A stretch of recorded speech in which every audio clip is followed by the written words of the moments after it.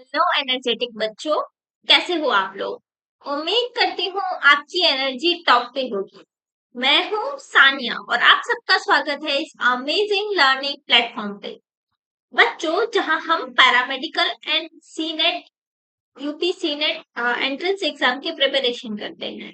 बच्चों, आपका सीनेट का एग्जाम तो बहुत अच्छा गया है और हमने जो करवाया है उसी में से आया है। बस अब पैरामेडिकल एंट्रेंस एग्जाम बाकी है, तो उसमें भी आप हम पे पूरा भरोसा रखें। हम जो करवाएंगे उसी में से आपका पेपर आने वाला है। तो पैरामेडिकल एंट्रेंस एग्जाम के लिए हमने एक कंप्लीट प्रिपरेशन पैकेज लॉन्च किया है, जिसमें test series, model papers and previous years papers provide किए जाएंगे, जिसकी प्राइस ₹149 ओनली है। एंड ये हमने हमारे टारगेट गुरुकुल ऐप पे लॉन्च किया है, तो बस इस कोर्स में अभी भी एनरोल हो जाइए। बच्चों, आज हम फिजिक्स का मॉडल पेपर 4 करने वाले हैं। इससे पहले हमने 3 फिजिक्स के मॉडल पेपर कंप्लीट कर लिए हैं। अब अगर अभी तक आपने वो नहीं देखे तो हमारे चैनल पे वो देख के आए और हमारे चैनल को सब्सक्राइब जरूर करें और बेल आइकन को दबाना ना भूलें।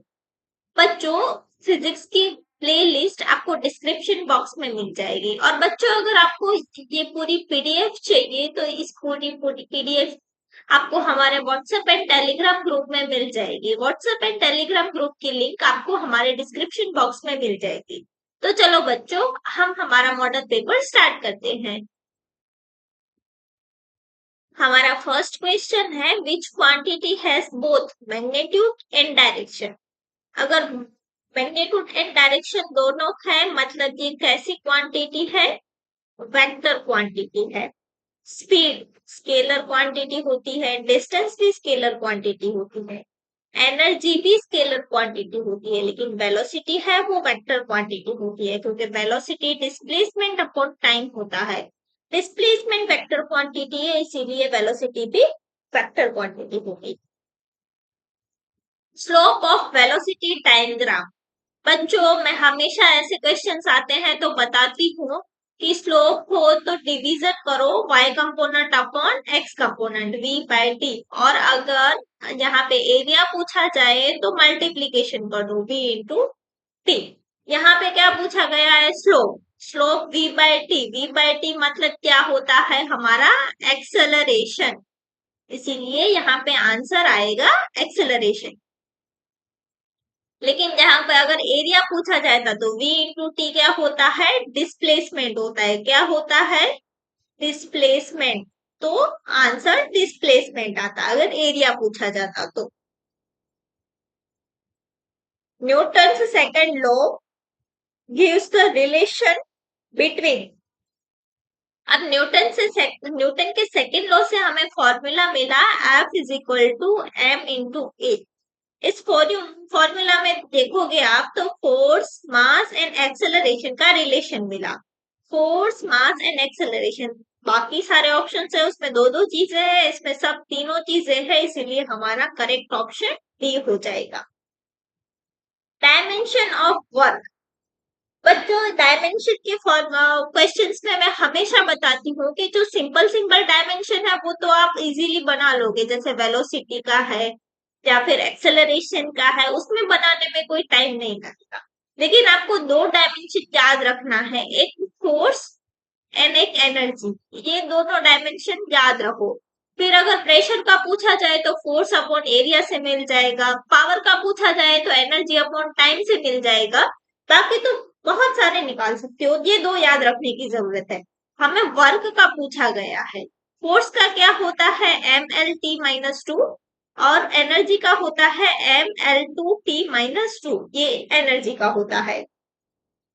तो यहाँ पे वर्क पूछा गया है और वर्क एंड एनर्जी का डायमेंशन सेम होता है, तो जो एनर्जी का डायमेंशन है वही वर्क का डायमेंशन आएगा, तो ml2t-2। तो ये हमारा वर्क का डायमेंशन हो जाएगा। Which of the following is a non contact force. कौन सा बल संपर्क रहित है? मतलब कि अगर दूर दूर चीजें भी पड़ी है फिर भी उन दोनों के बीच में फोर्स लग रहा होना चाहिए, ये हमारा कॉन्टेक्ट फोर्स हो गया। नॉन कांटेक्ट फोर्स हो गया कि अगर दूर चीजें हैं फिर भी दोनों के बीच में कांटेक्ट नहीं है, संपर्क नहीं है, फिर भी इन दोनों में फोर्स लग रहा है। अब यहाँ पे आप देखोगे टेंशन, वो तो स्ट्रिंग में होता है, उसमें संपर्क होना जरूरी है। फ्रिक्शन, वो भी दो सरफेसेस के बीच में जब संपर्क होगा तब लगेगा। नॉर्मल फोर्स, वो भी उसके लिए भी संपर्क होना जरूरी है। लेकिन ये ग्रेविटेशनल फोर्स है जो आर डिस्टेंस के दूरी पे भी लगता है। और कितना लगता है ग्रेविटेशनल फोर्स? दोनों के मास का मल्टीप्लीकेशन अपॉन डिस्टेंस का स्क्वायर, और ये हमारा ग्रेविटेशनल कांस्टेंट, इतना फोर्स लगता है। तो यहाँ पे आंसर आएगा ग्रेविटेशन।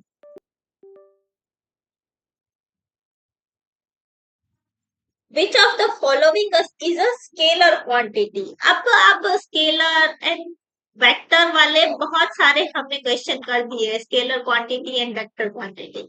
तो ये क्वेश्चन अब आपको आना चाहिए। चलो ये आप बता दो, इसका आंसर क्या आएगा। A projectile has a maximum range when angle of projection is। देखो बच्चों, मैक्सिमम रेंज कब होगी उसके लिए हम रेंज का फॉर्मूला लिखते हैं। Range R is equal to U square sine 2 theta by G, ये हमारा रेंज का फॉर्मूला है। अगर यहाँ पे साइन 2 थीटा की, साइन की मैक्सिमम वैल्यू 1 होती है, तो यहाँ पे साइन 2 थीटा 1 होना चाहिए। उसके लिए 2 थीटा की वैल्यू 90 होगी तभी ये 1 होगा। तो थीटा कितना मिल गया हमें? 45 डिग्री। तो 45 डिग्री पे हमें रेंज मैक्सिमम मिलती है। तो ये याद रखना, इसके लिए कैलकुलेशन करने की जरूरत ना पड़े। ये क्वेश्चन देख के ही आपको आंसर आ जाना चाहिए ताकि आपका टाइम बचेगा। मैंने तो एक्सप्लेनेशन के लिए आपको बता दिया कि ये कहाँ से आया, लेकिन ये क्वेश्चन देखते ही आपको पता चल जाना चाहिए कि इसका आंसर ये आना चाहिए। What is the value of 1 horsepower in watt? A 1 horsepower 746 what के इक्वल होता है बच्चों। ये भी वैल्यू डायरेक्ट याद होनी चाहिए आपको। हमारा क्वेश्चन नंबर 9 है, which law of thermodynamics defines the temperature? तो थर्मोडायनेमिक्स का जो जीरोथ लॉ है वो टेम्परेचर डिफाइन करता है। जीरोथ लॉ क्या है? कि जब कोई दो सिस्टम है वो थर्मल इक्विलिब्रियम में है किसी तीसरे सिस्टम के साथ, तो वो दो सिस्टम भी एक दूसरे के साथ थर्मल इक्विलिब्रियम में रहेंगे। ये हमारा जीरोथ लॉ है जो टेम्परेचर को डिफाइन करता है। Heat required to change unit mass from the solid to liquid is, ये तो सीधा डेफिनेशन ही है, और डेफिनेशन है हमारा लेटेंट हीट का, कि लेटेंट हीट यूनिट मास का, अगर हमें सॉलिड से लिक्विड करने में जितनी हीट रिक्वायर्ड होती है यूनिट मास की, उसे हम लेटेंट हीट कहते हैं।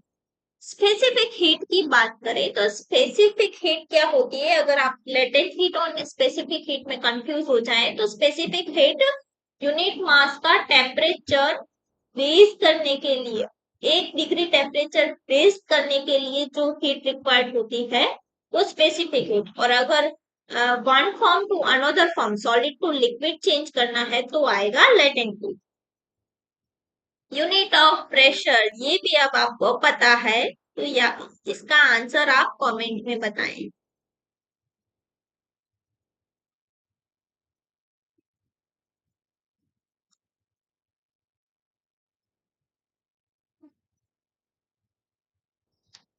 बर्नौली का प्रिंसिपल एटोमाइजर में यूज होता है, जहां पे लिक्विड की वेलोसिटी की, अगर हम फ्लूइड है उसकी प्रेशर एंड वेलोसिटी को रिलेट किया जाता है थ्रू बर्नौलीज इक्वेशन। अगर लो प्रेशर एरिया है तो वहां पे लिक्विड की स्पीड वेलोसिटी ज्यादा हो जाएगी। हाई स्पीड एयर स्ट्रीम होगी वो लो प्रेशर एरिया क्रिएट करेगी। तो ये बर्नौली का प्रिंसिपल पे एटोमाइजर काम करता है। Speed of sound is highest in, ये मैंने बताया है कि speed of sound in air कम होता है as compare to speed of sound in water and as compare to speed of sound in solid. Solid में स्पीड ऑफ साउंड सबसे ज्यादा होता है। तो यहाँ पे अगर आप सॉलिड देखोगे तो सॉलिड एक ही ऑप्शन है आयरन। आयरन में स्पीड ऑफ साउंड हाईएस्ट होगा। Which instrument measure the atmospheric pressure? Atmospheric pressure barometer नाम का इंस्ट्रूमेंट यूज होता है। सुनिए यहाँ पे आंसर आएगा बारो। When white light passes through the prism, it splits into 7 colors. वो 7 कलर कौन से हैं? विबग्योर वाले। ये तो आप सबको पता ही होगा।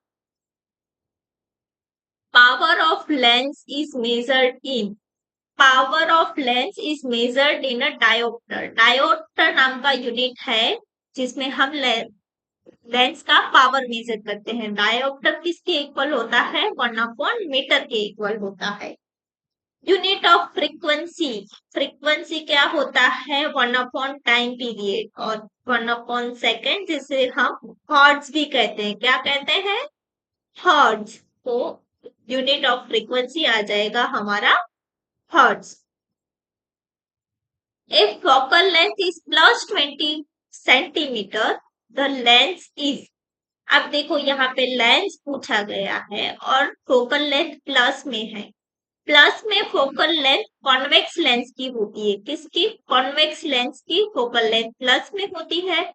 कॉन्वेक्स मिरर की भी फोकल लेंथ प्लस में होती है, तो कॉन्वेक्स आएगा यहाँ पे आंसर।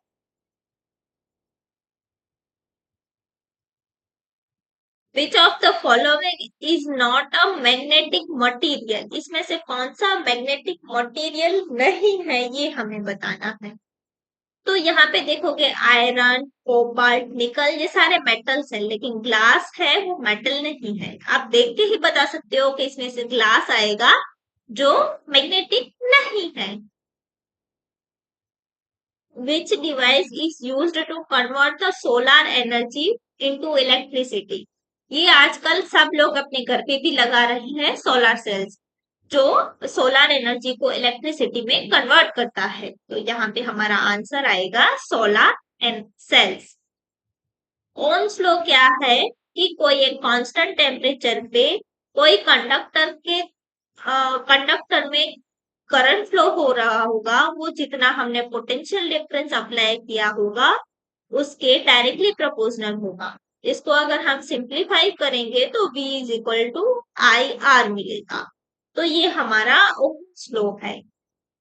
ओम्स लॉ की स्टेटमेंट भी आनी चाहिए और कांस्टेंट टेम्परेचर स्टेटमेंट में खास आना चाहिए। कांस्टेंट टेम्परेचर शब्द होना चाहिए या फिर कोई स्पेसिफिक कंडीशन के लिए ऐसा शब्द आना चाहिए स्टेटमेंट में। Which of the following has a charge but not मास? जिसके पास चार्ज है बट मास नहीं है, ऐसा पूछा गया है। न्यूट्रॉन के पास चार्ज नहीं है तो ये तो निकल गया। फोटोन के पास भी चार्ज नहीं है तो ये भी निकल गया। और प्रोटॉन और इलेक्ट्रॉन, प्रोटॉन हेवी पार्टिकल है।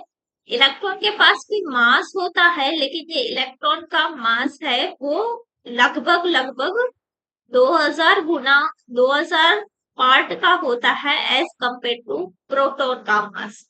तो एग्जैक्टली ये भी आंसर नहीं आना चाहिए क्योंकि मासलेस नहीं है, कुछ अमाउंट में मास है। ये वाला controversial question. Unit of magnetic flux, magnetic flux की यूनिट क्या होता है? वेबर। मैग्नेटिक फ्लक्स का यूनिट वेबर होता है।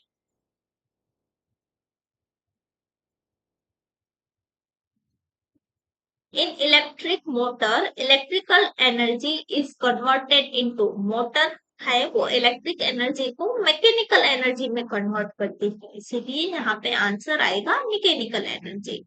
The device that increases the voltage is called, जो वोल्टेज इंक्रीज करता है वो हमारा स्टेप अप ट्रांसफॉर्मर होगा।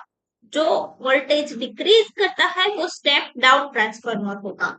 तो बच्चों यहाँ पे हमारा मॉडल पेपर खत्म होता है। अब हम मिलते हैं नए मॉडल पेपर के साथ। तब तक बने रहे हमारे साथ। Have a nice day.